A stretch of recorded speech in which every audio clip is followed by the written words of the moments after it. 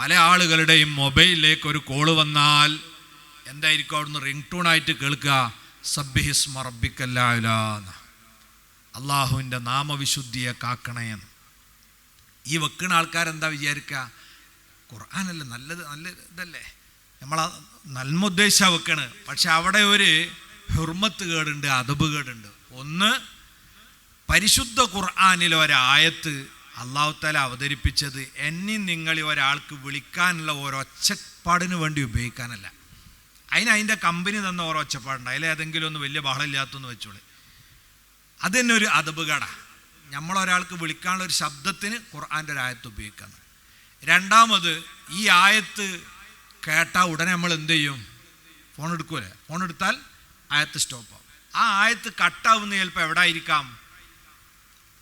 അർത്ഥം പൂർത്തിയാവാത്തോടത്ത്, അല്ലെ തെറ്റായ അർത്ഥം തോന്നിപ്പിക്കുന്നിടത്തൊക്കെ ആയിരിക്കും. അത് മറ്റൊരു അദബ് കേടാ. മൂന്നാമത്തെ ഒരു പ്രശ്നം, ഈ റിംഗ് ടൂണുമായിട്ട് നമ്മൾ മൊബൈലുമായിട്ട് മൂത്രപ്പുരയെ കയറി ഇങ്ങനെ നിന്നതാ. അപ്പോൾ അതാ വരുന്ന സബ്ബിഹിസ്മ റബ്ബിക്കൽ അഅ്ലാ, അപ്പോഴും ആയത്ത തന്നെയാണ്, അള്ളാഹിൻ്റെ നാമവിശുദ്ധി സൂക്ഷിച്ചോളണേന്നാ. അപ്പോൾ ഇത് 1000 ടീച്ചറിന് എടുത്തിട്ടും കിട്ടണില്ല. അങ്ങനെ ഒന്നായിട്ട് വെപ്രാളായി മൂത്രമേത്തായി ആകെ വിഷമാകാണ്. അപ്പം ഇതിനൊന്നും നിൽക്കണ്ട. അവിടെയൊക്കെ നമ്മൾ സാധാരണ എന്തെങ്കിലും ഒരു ശബ്ദം വെക്കുക. ഖുർആൻ്റെ ഇതൊക്കെ എവിടെ ഉണ്ടാവാം? മൊബൈലിലുണ്ടാവാം, നമുക്ക് കേൾക്കാം. അത് നല്ല ഹെൽത്ത് നിന്ന് എടുത്ത് കേൾക്കാമല്ലോ. റിംഗ് ടൂണായി അത് ഉപയോഗിക്കാതിരിക്കലാണ് അദബ്. അതുപോലെ തന്നെ മൗലായ സ്വല്ലി വസല്ലി ഒന്നും അവിടെ വേണ്ട. റസൂലുള്ളാഹിൻ്റെ മദ്ഹ്, ഇതൊന്നും റിംഗ് ടൂണായി ഉപയോഗിക്കുന്നത് പലപ്പോഴും അതിൻ്റെ ഹുർമത്ത് മാനിക്കാൻ നമുക്ക് സാധിക്കാത്ത സാഹചര്യം വരും. ഇതുപോലെ തന്നെയാണ് മനുഷ്യരുടെ കൂട്ടത്തിൽ, അല്ലെങ്കിൽ സൃഷ്ടികളുടെ കൂട്ടത്തിൽ നമ്മൾ ഏറ്റവും അദബ് പാലിക്കേണ്ടത് അഷ്റഫുൽ ഖൽഖ് മുഹമ്മദുർ റസൂലുള്ളാഹി സ്വല്ലല്ലാഹു അലൈഹി വസല്ലമ തങ്ങളോടാണ്. കാരണം അള്ളാഹു ഏറ്റവും ആദരിച്ച വ്യക്തി, ഇന്ന അക്രമക്കും ഇൻദല്ലാഹി അത്ഖാക്കും, നിങ്ങളിൽ അള്ളാഹുവിൻ്റെ അടുക്കൽ ഏറ്റവും ഇഷ്ടപ്പെട്ട ആദരിക്കപ്പെട്ട ആളാരാ?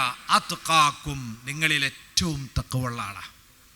ഏറ്റവും തഖ്വയുള്ള ആളാരാ? സ്വഹീഹുൽ ബുഖാരിയിൽ കാണാൻ നബിതങ്ങൾ തന്നെ പറഞ്ഞു, അന അത്ഖാക്കും ലില്ലാ വ അഖ്ശാക്കും ലില്ലാ, നിങ്ങളെ കൂട്ടത്തിൽ ഏറ്റവും അള്ളാഹനെ ഭയക്കുന്നവൻ, തഖ്വ ചെയ്യുന്നവൻ ഞാനാണ്. അതിനേ സാധ്യതയുള്ളൂ. കാരണം നമ്മളൊക്കെ അള്ളാഹു ഉണ്ട് എന്ന് വിശ്വസിക്കുന്നത് നബി സല്ലല്ലാഹു അലൈഹി വസല്ലം പറഞ്ഞിട്ടാണ്. എന്നാൽ ആ അള്ളാഹുവിനെ നേരിൽ കാണുകയും അള്ളാഹുമായി നേരിട്ട് സംവദിക്കുകയും സ്വർഗവും നരകവും ഒക്കെ പോയി കണ്ടുവരികയും ചെയ്ത ഒരാളെ ഈമാനും തഖ്വയും നമുക്കുണ്ടാവില്ലല്ലോ. ആ നബിതങ്ങളാണ് ഏറ്റവും ആദരണീയൻ. അതുകൊണ്ട് നമ്മൾ അള്ളാഹു കഴിഞ്ഞാൽ, അള്ളാഹുവിൻ്റെ സ്രഷ്ടാവ്, സൃഷ്ടികളെ കൂട്ടത്തിൽ ഏറ്റവും അധികം നമ്മൾ അദബ് പാലിക്കേണ്ടത് മുഹമ്മദ് നബി സല്ലല്ലാഹു അലൈഹി വസല്ലം തങ്ങളോടാണ്. എത്രത്തോളമാണ് അള്ളാഹു ആ കാര്യം നമ്മൾ ഉണർത്തിയത്? സൂറത്തുൽ ഹുജറാത്ത് എന്നൊരു അധ്യായത്തിൻ്റെ തുടക്കം മുതൽ ഏകദേശം അതിൻ്റെ നടുഭാഗം വരെ മുഹമ്മദ് നബി സല്ലല്ലാഹു അലൈഹി വസല്ലം തങ്ങളോട് ഈ സമുദായം കാണിക്കേണ്ട മര്യാദകളെ വിശദീകരിക്കുന്നുണ്ട്. അതിൽ പറഞ്ഞ ചില സംഗതി കേട്ടാൽ നമുക്ക് അത്ഭുതപ്പെട്ടു പോകും. അതിൻ്റെ ഗൗരവം അറിയിക്കാനാണ്.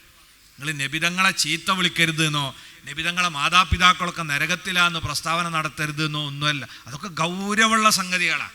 ചെറിയൊരു കാര്യം അല്ലാഹു പറയാ, യാ അയ്യുഹല്ലദീന ആമനു ലാ തർഫഉ അസ്വാതകും ഫൗഖ സൗത്തിൻ നബി സല്ലല്ലാഹു അലൈഹി വസല്ലം. മുത്തുനബിതങ്ങളോട് നിങ്ങൾ സംസാരിക്കുമ്പോഴേ നബിതങ്ങൾ ഒരൊച്ചയിൽ ഇങ്ങനെ സംസാരിക്കുന്നുണ്ട്, അതിനേക്കാൾ നിങ്ങളെ ശബ്ദം പൊങ്ങിപ്പോകരുത്. ഒന്ന്. രണ്ട്, വലാ തജ്ഹറൂ ലഹു ബിൽ ഖൗലി കജഹരി ബഅദികും ലിബഅദ്. നബി സല്ലല്ലാഹു അലൈഹി വസല്ലം നിങ്ങൾ ഇങ്ങോട്ട് സംസാരിക്കണമൊന്നുമില്ല, പക്ഷേ നബിതങ്ങളെ സാന്നിധ്യത്തിൽ നിങ്ങൾ സാധാരണക്കാരൊക്കെ വർത്താനം പറയുന്ന രീതിയിലുള്ള ശബ്ദം എടുത്ത് നിങ്ങൾ അവിടെ നിന്ന് സംസാരിക്കരുത്. ഇത് രണ്ടും സംഭവിച്ചാൽ നിസ്സാരമായ രണ്ട് കാര്യങ്ങളാണ്. പക്ഷേ അന്തഹബത്ത അമാലുക്കും വഅൻതും ലാ തശ്ഉറൂൻ, നിങ്ങളറിയില്ല അതുവരെ നിങ്ങൾ ചെയ്ത എന്തൊക്കെ അമലുകളുണ്ടോ അതൊക്കെ ബാത്തിലായി പോകും.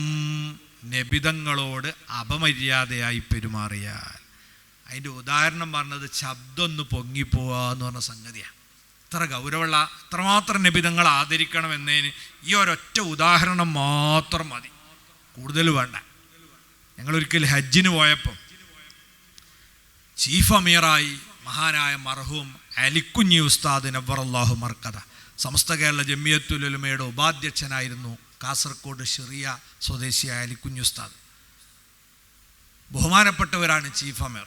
ഞങ്ങളൊക്കെ ഇങ്ങനെ മദീനയിലെത്തി റൗള ഷെരീഫൊക്കെ സന്ദർശിച്ച് റൂമിൽ വന്നിങ്ങനെ ഇരിക്കുമ്പം ഓരോരുത്തരിങ്ങനെ പങ്കുവെച്ചു. ഞാൻ അത്തായ സമയത്ത് തന്നെ അവിടെ കയറി സുബഹിൻ്റെ ജമാഅത്തും കഴിഞ്ഞ് ളുഹയും നിസ്കരിച്ചാണ് അവിടുന്ന് ഇറങ്ങിയെന്ന് ഒരാൾ പറഞ്ഞു.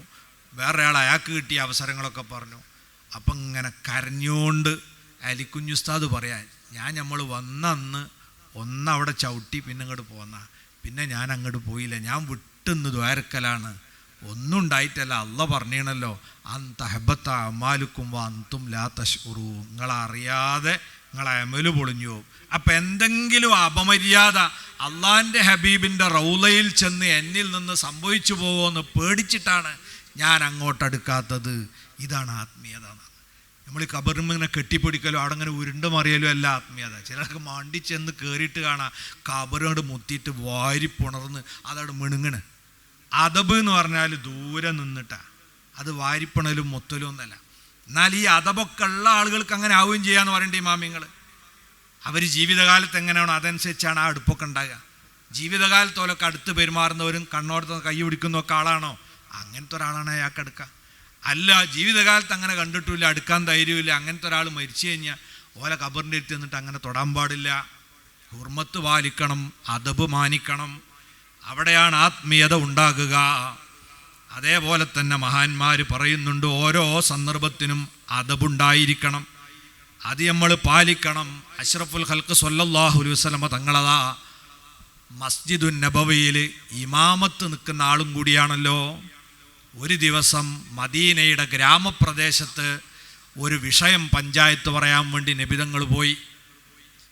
ജമാഅത്തിൻ്റെ സമയം ആയി, നബിതങ്ങൾ എത്തിയിട്ടില്ല. ജമാഅത്തിൻ്റെ സമയമാകുമ്പോൾ നമുക്കറിയാലോ, മൗമൂമിങ്ങൾ ഇങ്ങനെ നോക്കും, മുഅദ്ദിൻ്റെ മുഖത്തേക്കും നോക്കും, ക്ലോക്കും നോക്കും. ഒരു മിനിറ്റാണ് കഴിഞ്ഞാൽ എന്താ കൊടുക്കാത്തതെന്നാ, പിന്നെ അങ്ങനെ മുഖം ചുവക്കും അല്ലേ. ടൈമായ കാമത്തൊടുത്തില്ലെങ്കിൽ നമുക്ക് വലിയ ബേജാറാണ്.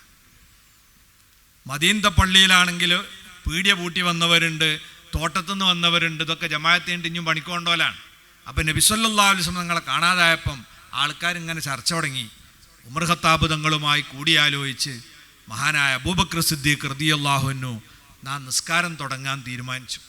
അങ്ങനെ മിഹ്റാബിലേക്ക് കയറി നിന്നപ്പോഴേക്ക് അഷ്റഫുൽ ഖൽഖ് സ്വല്ലല്ലാഹു അലൈഹി വസല്ലം വന്നു. അപ്പോൾ സ്വഹാബത്ത് സിഗ്നൽ കൊടുത്തു. അബൂബക്കർ സിദ്ദീഖ് റളിയല്ലാഹു അൻഹു മിഹ്റാബിൽ നിന്ന് പിന്നോട്ട് മാറുക.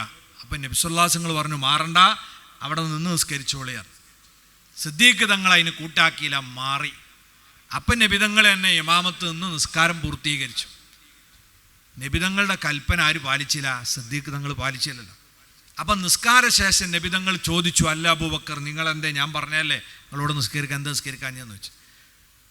നബിതങ്ങൾ കൽപ്പിച്ച അത് സ്വീകരിക്കൽ വുജൂബാണ്, അതതിൻ്റെ ഹുക്കുമ് നിർബന്ധമാണ്. അപ്പം മഹാനായ അബൂബക്കർ സിദ്ദീഖ് റളിയല്ലാഹു അൻഹു മറുപടി പറഞ്ഞതെന്താ? ഖുഹാഫയുടെ മകനായ അബൂബക്കർ അങ്ങയുടെ മുമ്പിൽ നിൽക്കാൻ മാത്രം വളർന്നിട്ടില്ല നബിയേ. ഇത് അദബിൻ്റെ ഭാഗമാണ്. അത് ആ സന്ദർഭത്തിൽ നിന്ന് മനസ്സിലാക്കണത്. നബി സല്ലല്ലാഹു അലൈഹി വസല്ലം സിദ്ദീഖ് റളിയല്ലാഹു അൻഹുവിനോട് നേരത്തെ നിൽക്കാൻ പറഞ്ഞാൽ സിദ്ദീഖ് തങ്ങൾ നിൽക്കും. ഇത് നബിയുടെ അഭാവത്തിൽ നിന്ന് പോയതാണല്ലോ. അപ്പം ഇന്ന് മനസ്സിലാക്കാം ഈ കൽപ്പന എന്തിനാണ്? ഇത് അങ്ങനത്തെ കൽപ്പനല്ല, അത് അദബ്. അപ്പം വയ്യോട്ട് വരില്ല. അതേ സമയത്ത് നബിതങ്ങൾക്ക് സുഖമില്ലാത്ത ഘട്ടത്തിൽ പിന്നെ ഇമാമത്ത് നിൽക്കാൻ പറഞ്ഞപ്പോൾ ആരും നിന്നിട്ടുണ്ട്. അബൂബക്കർ സിദ്ദീഖ് റളിയല്ലാഹു അൻഹു ഇമാമത്ത് നിന്നിട്ടുണ്ടല്ലോ. അപ്പം സന്ദർഭം നോക്കിയിട്ടാണ് അദബ്. ചിലപ്പോൾ ഉസ്താദ്മാർ നിൽക്കുമെന്ന് പറഞ്ഞാൽ നമ്മൾ നിൽക്കേണ്ടി വരും. എന്താ? അവർക്ക് സുഖമില്ലാത്തതുകൊണ്ടോ ക്ഷീണമായിട്ടോ അവിടെ ഞാൻ ബഹുമാനിച്ച് ആ സുഖമില്ലാത്ത ഉസ്താദിനെ തന്നെ പിടിച്ചിരുത്തേണ്ട ആവശ്യമില്ല. അങ്ങനെയാണ് നമ്മൾ ചെയ്യേണ്ടത്. സന്ദർഭം നോക്കി ചെയ്യണം. ഈ ഹദീസ് ഇമാം ബുഖാരി സ്വഹീൽ ഉദ്ധരിച്ചതാണ്. ഇത് വിശദീകരിച്ചുകൊണ്ട് ഹാഫിള് ഇബ്നു ഹജർ അസ്ഖലാനി റഹിമഹുല്ലാഹ് ഫത്ഹുൽ ബാരിയിൽ വിശകലനം നടത്തുന്നത് കാണാം. പല തത്വങ്ങളും ഈ ഹദീസിലുണ്ട്. അതിലൊന്ന്, ചില സന്ദർഭങ്ങളിൽ മതവിധിയേക്കാൾ പ്രാമുഖ്യം കൊടുക്കേണ്ടത് അദബിനാണെന്ന് നമ്മൾ മനസ്സിലാക്കണം. മതവിധിയേക്കാൾ അദബിന് പ്രാമുഖ്യം കൊടുക്കണം. ഇപ്പോൾ ഉദാഹരണം പറഞ്ഞാൽ ഫത്ഹുൽ മീനിൽ എടുത്തു നോക്കിയാൽ ഒരാൾ മരിച്ചാൽ മയ്യത്ത് നിസ്കരിക്കേണ്ടത് ആരാ എന്ന് പറഞ്ഞാൽ അതിൻ്റെ ചുമതല ആർക്കാ? എല്ലാത്തിനും ഒരു ചുമതല വേണമല്ലോ. അപ്പം മയ്യത്ത് നിസ്കരിക്കേണ്ട ചുമതല ആർക്കാണ് എന്ന് ചർച്ച ചെയ്യുന്നിടത്ത് നമുക്ക് കാണാനും കഴിയും. അവിടെ പറയുന്നത് കാണാം, വാപ്പുണ്ടെങ്കിൽ വാപ്പ നിസ്കരിക്കേണ്ടത്. ഒരാൾ മരിച്ചു, അയാൾ വാപ്പ ഹയാത്തിലുണ്ടെങ്കിൽ ആ വാപ്പക്കാണ് അതിൻ്റെ ഉത്തരവാദിത്വം. വാപ്പല്ലെങ്കിൽ പിന്നെ മകനാണ് നിസ്കരിക്കേണ്ടത്. ഇങ്ങനെ ചുമതല കൊടുത്തോലുണ്ടാവും. ഇതാണ് ഹുക്മ്. എങ്കിലും അദബാണ് ഇത്തരം സന്ദർഭങ്ങളിൽ നമ്മൾ പാലിക്കേണ്ടത്. എന്താണ് അദബ്? ഈ വാപ്പയെക്കാളും മകനേക്കാളും ഒക്കെ ഇൽമുള്ള തഖ്വയുള്ള സ്വാലിഹീങ്ങളായ സയ്യിദന്മാരോ ആലിമീങ്ങളോ ആ സദസ്സിലുണ്ടെങ്കിൽ ഇവർ ചെയ്യേണ്ടത് എന്താ? തങ്ങൾ നിൽക്കിയെന്ന് പറയണം, അല്ലെങ്കിൽ ഉസ്താദ് നിൽക്കിയെന്ന് പറയണം. ഈ അദബാണ് നമ്മൾ ഇവിടെ പ്രാമുഖ്യം കൊടുക്കേണ്ടത്. മറ്റേത് അവർക്ക് ചുമതല കൊടുത്ത് എന്തിനാന്ന് വെച്ചാൽ, പള്ളിയിലാണെങ്കിൽ ജമാഅത്തിന് ഒരാളുണ്ടല്ലോ, അത് അയാൾ ഉത്തരവാദിത്വത്തോടെ നടത്തിക്കോളും. ഇത് മരിച്ചതിന് ഒരാൾക്ക് ചുമതല കൊടുത്തില്ലെങ്കിൽ ഇത് ആരാ ചെയ്യാന്നുള്ളത് ഉണ്ടാവില്ലല്ലോ, അതിന് കൊടുത്തതാ. അല്ലാതെ വേറെ ആരുണ്ടെങ്കിലും അയാൾ തന്നെ നിസ്കരിക്കണം എന്നതിനല്ല. അല്ലെങ്കിലും മയ്യത്ത് നിസ്കാരത്തിൻ്റെ ഷർത്തും ഫർളും നിയ്യത്തും ഒന്നും അറിയാത്ത ആളുകൾ അത്തരം ഘട്ടങ്ങളിൽ കയറി നിന്നുള്ള അപകടം എന്താണെന്നറിയങ്ങൾ, വാപ്പക്ക് കിട്ടേണ്ട ഒന്നും കിട്ടൂല. ചിലപ്പോൾ ഈ ജമാഅത്ത് തന്നെ ബാത്തിലായിട്ടുണ്ടാവാം, ഇമാമ് അതിൻ്റെ രീതിയിലല്ല നിന്നതെങ്കിൽ.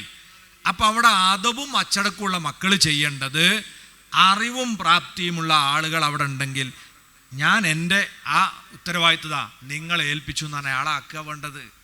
നിങ്ങൾ നോക്കി, ഇസ്ലാമിക ചരിത്രത്തിലൊക്കെ മുൻഗാമികൾ ഈ അദബ് പാലിച്ചാണ് പോകുന്നത്. 4 ഖലീഫമാരെ ചരിത്രങ്ങൾ എടുത്തു നോക്കി, ഓലാരും മക്കളല്ല ഇമാമത്തുന്നത്, ആരും മക്കളല്ല. അന്നത്തെ ഏറ്റവും വലിയ ആലിമാരോ അവരെ നിർത്തിയത്. സയ്യിദത്തുനാ ബീബി ആയിഷ റളിയല്ലാഹു അൻഹ വഫാത്തായിട്ട് അവരെ കുടുംബത്തിൽ എത്ര ആളുണ്ട്? അവരൊന്നല്ല നിർത്തിയത്. ആരെ? അന്നത്തെ ഏറ്റവും വലിയ ആലിമ് മഹാനായ അബൂ ഹുറൈറ റളിയല്ലാഹു അൻഹു മഹാനാണ് ഇമാമത്ത് നിർത്തിയത്. ഇസ്ലാമിക ചരിത്രത്തിലൂടെ നിങ്ങൾ ഇത് കാണാം. ഈ അദബാണ് സുന്നത്തി ജമാഅത്തിൻ്റെ പാരമ്പര്യം. പിന്നെ ഈ മരിച്ച മകൻ തന്നെ നിൽക്കണം എന്ന് പറഞ്ഞാൽ ഇതൊക്കെ ആരാ? ബിദ്അത്തുകാരുണ്ടാക്കണ വാശിയാണ്. ഈ അടുത്ത് ഇപ്പം നമ്മളെ പരിസരത്ത്, ഞാൻ സ്ഥലം പറഞ്ഞാൽ നിങ്ങൾക്ക് ഓർമ്മ വരും, ഒരു മയ്യത്തുണ്ടായി. അവിടെ കുടുംബക്കാരൊക്കെ പറഞ്ഞു, നമ്മൾ തങ്ങൾ നിന്നോട്ടെ, വലിയ ഞങ്ങളും ഉണ്ടാടെ, തങ്ങൾ നിന്നോട്ടെ. അപ്പം കുടുംബത്തിൽപ്പെട്ട ഒരു പുതിയാപ്പള പറഞ്ഞു, ഒരു മോശമല്ലേ, നമ്മളെ കുടുംബത്തിൽ ഇമാമത്തിക്കാൻ ആരുമില്ല എന്ന് പറഞ്ഞാലോ അതൊരു മോശമല്ലേ എന്ന്. ദുരഭിമാനം എന്ന് പറഞ്ഞാൽ അതിനാണ്. അപ്പം ഇവലാരും നിൽക്കണില്ല എന്ന് പറഞ്ഞപ്പോൾ എന്നാൽ ഞാൻ നിന്നോളാറുണ്ട് പുതിയാപ്പളക്ക് ഇതുമായിട്ട് യാതൊരു ബന്ധവുമില്ല. അങ്ങനെ പുതിയാപ്പള കയറി നിന്ന് വലിയ ആളായി നിന്നതാ. ആദ്യം തന്നെ പാളി, ഫാത്തിയ ഉറക്കാട്ട് ഓതാൻ തുടങ്ങി. വലല്ലാലിയും വരെ ഉറക്കോതി ഫാത്തിയ. പിന്നെ അയാൾക്ക് തോന്നി ഇത് പിടുത്തം വിട്ടണെന്ന്. പിന്നെ 5-ാമത്തെ ഒരു തക്ബീറോടുപാടി ചൊല്ലി. അതോടുകൂടെ എന്തായി? ഉഷാറായി മയ്യത്ത് നിസ്കാരം. അപ്പം ഇതിനൊന്നും നമ്മൾ നിൽക്കരുത്. അടക്കം അദബ്, വാപ്പക്ക് എന്തെങ്കിലും ഗുണം കിട്ടിയല്ലേ വേണ്ടത്. അത് ഈ മക്കളുടെ അദബ് കാരണമായിരിക്കും ചിലപ്പോൾ എന്തെങ്കിലും കിട്ടുക. അപ്പോൾ അവിടെയൊക്കെ സ്വാലിഹീങ്ങളായ ആളുകൾ ആരെങ്കിലും ഉണ്ടെങ്കിൽ അവരെ നിർത്താം. ഇനി അത് തന്നെ ഒരു ദുരഭിമാനമായി മാറുകയും ചെയ്യരുത് കേട്ടോ. എൻ്റെ വാപ്പ മരിച്ചിട്ട് ഖലീൽ തങ്ങളാണ് ഇമാമത്തുന്ന് എന്ന് പറഞ്ഞ് അത് പത്രത്തിൽ കൊടുക്കാനും അത് പ്രചരിപ്പിക്കാനും വേണ്ടി ആയിപ്പോയാൽ അതിനെ കൂലി കിട്ടൂല. നമ്മൾ സ്വാലിഹീങ്ങളായ നല്ല മനുഷ്യന്മാരെ നിർത്തി അവരുടെ പിന്നിൽ ജമാഅത്ത് സ്വഹിയായ നിലക്ക് നടന്നാൽ അതിനെൻ്റെ വാപ്പക്ക് ഗുണമുണ്ടാവുമെന്ന ഒരു ചിന്ത മാത്രമല്ലാതെ ഇതൊന്നും വാർത്തയാക്കാനോ നമുക്ക് പേരും പെരുമയുണ്ടാക്കാനോ എന്ന് കരുതിപ്പോയാൽ അതൊക്കെ നഷ്ടക്കച്ചവടമായി മാറും. ഇതേപോലെ തന്നെയാണ് നമ്മളതാ ഓരോ സന്ദർഭത്തിലും ഇത്തരം അദബുകൾ പാലിച്ചും മര്യാദ പാലിച്ചും പോകണം. അതാണ് ആത്മീയത എന്ന് പറഞ്ഞാൽ. പിന്നെ ആത്മീയതയുടെ മറ്റൊരു ലക്ഷണം, ആത്മീയത എന്ന് പറഞ്ഞാൽ ചില ആളുകൾ തെറ്റിദ്ധരിച്ചത് എന്താ, ഇങ്ങനെ ഇരുന്ന് ദിക്ർ ഇങ്ങനെ ചൊല്ലലാണ് ആത്മീയത. ദിക്ർ ചൊല്ലൽ ആത്മീയതയുടെ ഭാഗമാണ്. എന്നാൽ അതുമാത്രമാണ് ആത്മീയത, വേറെ പ്രവർത്തനങ്ങളൊന്നും ആത്മീയ പ്രവർത്തനങ്ങളല്ല എന്ന് തെറ്റിദ്ധരിച്ച് കുറേ ആളുകളുണ്ട്. എന്നിട്ട് ദീനിയായ ഹൈറായ കാര്യങ്ങളിൽ ഏർപ്പെടുന്ന എല്ലാവരെയും പുച്ഛിച്ച് ഞങ്ങളാണ് ആത്മീയതൻ്റെ ആൾ എന്ന് പറയും. സഹോദരങ്ങളെ, നമ്മൾ ശ്രദ്ധിക്കണം. മഹാനായ മഹദൂം തങ്ങൾ പറയുന്നു, ആത്മീയത എന്ന് പറയുന്ന നേരത്തെ നമ്മൾ പരാമർശിച്ച പടച്ചവനെ പേടി ഒരാളെ കൽബിൽ ഉണ്ടായിക്കഴിഞ്ഞാൽ ഇനി അവന് അള്ളാഹുവിലേക്ക് അടുക്കാൻ ഏതു മാർഗവും തിരഞ്ഞെടുക്കാം. അതിന് ഓരോരുത്തരും വ്യത്യസ്ത വഴിയാണ് തിരഞ്ഞെടുത്തത്. വലികുല്ലി വാഹിദിഹിം ത്വരീഖും മിൻ തുറുഖ് യഖ്താറുഹു ഫയകൂനു മിൻ ദാ വാസില. മഹാൻ പറയുന്നു, ഓരോരുത്തർക്കും വ്യത്യസ്ത റൂട്ടുകളാണ് ആത്മീയതയ്ക്ക് വേണ്ടി തിരഞ്ഞെടുത്തത്. ആ വഴിയിലൂടെ അവർ അള്ളാഹുവിലേക്ക് എത്തിച്ചേരുകയാണ്. ഉദാഹരണമായി പറയുന്നത് കജുലൂസിഹി ബൈനൽ അനാമി മുറബ്ബിയ വകകസറത്തിൽ ഔറാദി കസ്സൗമി സ്വലാഹ്. ഒന്നേതുപോലെ കജുലൂസിഹി ബൈനൽ അനാമി മുറബ്ബിയ, ജനങ്ങൾക്കിടയിലേക്ക് ഇറങ്ങി അവർക്ക് ആത്മീയ ഉപദേശവും തെർബിയത്തും കൊടുത്ത് അവർക്കിടയിൽ പ്രവർത്തിക്കാൻ, അതൊരു റൂട്ടാണ്. അതാണ് ശരിക്ക് അമ്പിയാക്കളൊക്കെ സ്വീകരിച്ച വഴി. അമ്പിയാക്കളാരും ഒറ്റക്ക് ഒളിഞ്ഞിരുന്ന് ദിക്റെല്ലാം പോയവരല്ല, അവർ ജനങ്ങളിലേക്ക് ഇറങ്ങിയ ആളുകളാണ്. അതാണ് ഏറ്റവും ഹൈറായ പ്രവർത്തനം എന്ന് പറയുന്നത്. നബിതങ്ങൾ പറയുന്നുണ്ട്, അൽ മുഅ്മിനുല്ലദീ യുഖാലിത്തുന്നാസ വയസ്ബിറു അലാ ദാഹും ഖൈറും മിനൽ മുഅ്മിനില്ലദീ ലാ യുഖാലിത്തുന്നാസ വലാ യസ്ബിറു അലാ ദാഹും. ജനങ്ങളിലേക്ക് ഇറങ്ങി പ്രവർത്തിക്കുന്ന മുഅ്മിനായ മനുഷ്യൻ, ആ സമയത്ത് ഒരുപാട് വിമർശനങ്ങൾ വരും, അതിലൊക്കെ ക്ഷമിച്ചും സഹിച്ചും ദീനീ പ്രവർത്തനത്തിൽ ഏർപ്പെട്ടുകൊണ്ട് ജനങ്ങൾക്കിടയിൽ ജീവിക്കുന്ന മുഅ്മിൻ, അയാളാണ് ഖൈറ്. ആരെക്കാൾ? മിനൽ മുഅ്മിനില്ലദീ ലാ യുഖാലിത്തുന്നാസ്, ജനങ്ങളിലേക്ക് ഇറങ്ങി വരൂല, അയാളെ ഇബാദത്തും ഖുർആനോത്തും നോമ്പൊക്കെ ആയിട്ട് ഒറ്റയ്ക്ക് ജീവിക്കുകയാണ്.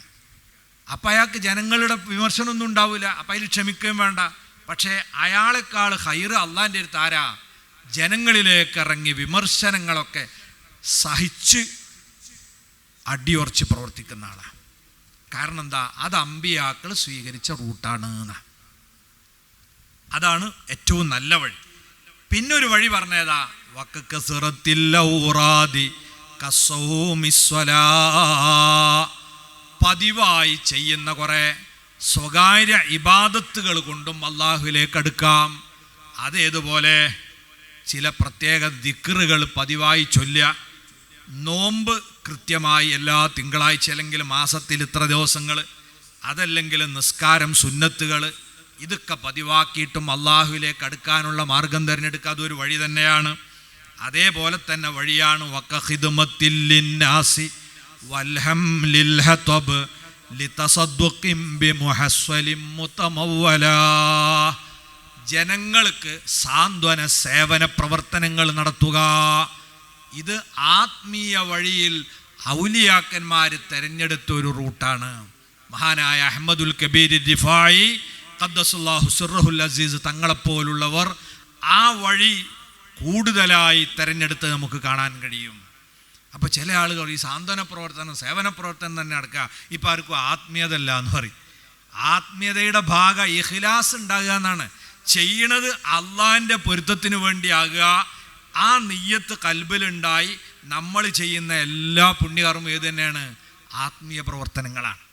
ഇന്നത്തെ കാലത്ത് നമുക്ക് ചെയ്യാവുന്ന ഏറ്റവും പ്രതിഫലം കിട്ടുന്ന ആത്മീയ പ്രവർത്തനം സംഘടനാ പ്രവർത്തനം. സംഘടനാ പ്രവർത്തനം എന്നാണ് അതിൻ്റെ അർത്ഥം. എന്താ? നിങ്ങൾ സംഘടിതമായ ദീനീ പ്രവർത്തനം.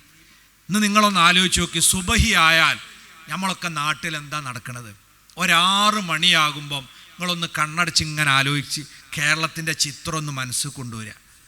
ലക്ഷക്കണക്കായ മുസ്ലിം വീടുകളിൽ നിന്ന് പർദ്ദയിട്ട പെൺകുട്ടികളും തൊപ്പി ധരിച്ച ആൺകുട്ടികളും ഇങ്ങനെ ഇറങ്ങിപ്പോണാണ് അല്ലേ? അതേ സമയത്ത് ലക്ഷത്തിൽ പരം വരുന്ന മുഅല്ലിമീങ്ങൾ സ്കൂട്ടർ റൂട്ട് വീട്ടിൽ നിന്ന് ഇങ്ങനെ ഇറങ്ങിയിട്ടുണ്ടാവും. ഇതൊക്കെ അതാത് മഹല്ലിൻ്റെ കേന്ദ്രത്തിൽ നിർമ്മിച്ച മനോഹരമായ മദ്രസ കെട്ടിടത്തിലേക്കാണ് പോണത്. അവിടുന്ന് ഫാത്തിഹ കൊണ്ട് തുടങ്ങി ഖുർആൻ ഓതി ഫിഖ്ഹ് പഠിച്ച് തജ്വീദ് പഠിച്ച് അഖ്ലാഖ് പഠിച്ച് സ്വലാത്ത് ചൊല്ലി അവർ ഇറങ്ങിപ്പോരുകയാണ്. ഒരെണ്ണയിട്ട യന്ത്രം പോലെ ആരും വയ്യിൽ വന്ന് ഇറങ്ങടാ അങ്ങട്ടടാ എന്നൊന്നും പറയണ്ട അല്ലേ? ഇങ്ങനെ ഒരേ താളത്തിൽ ലക്ഷോപലക്ഷം മനുഷ്യന്മാരുടെ മക്കൾ ദീന് പഠിക്കുന്ന ഒരു സംവിധാനം ഇന്ന് ലോകത്ത് എവിടെ ഇതുപോലുള്ളത്? ഇതെന്തുകൊണ്ടാണ്? ഇതൊരു ഭരണകൂടം നടത്തണതല്ല. ഈ സംഘടനാ സംവിധാനം എന്തിനാന്നുള്ളതിൻ്റെ മറുപടിയാണ്. ഈ സംഘടനാ സംവിധാനത്തിലൂടെയാണ് നമ്മളെ ഉലമാക്കൾ ഇങ്ങനെ ഒരു അവസ്ഥ നമ്മളെ നാട്ടിലുണ്ടാക്കി. ചില ആൾക്കാരൊക്കെ ചിലരെ പിടിച്ച് നിസ്കരിപ്പിക്കലുണ്ടല്ലോ. ആ സമയത്ത് ഓൽക്ക് ഒന്നുണ്ടാക്കാനും ഫാത്യോദാനൊക്കെ പഠിച്ചത് എവിടുന്നാ? ഈ മദ്രസയിൽ നിന്നാണ്. ഇന്നിവിടെ ഖിലാഫത്ത് നിലവിലില്ല, ഇസ്ലാമിക ഭരണ സംവിധാനമില്ല.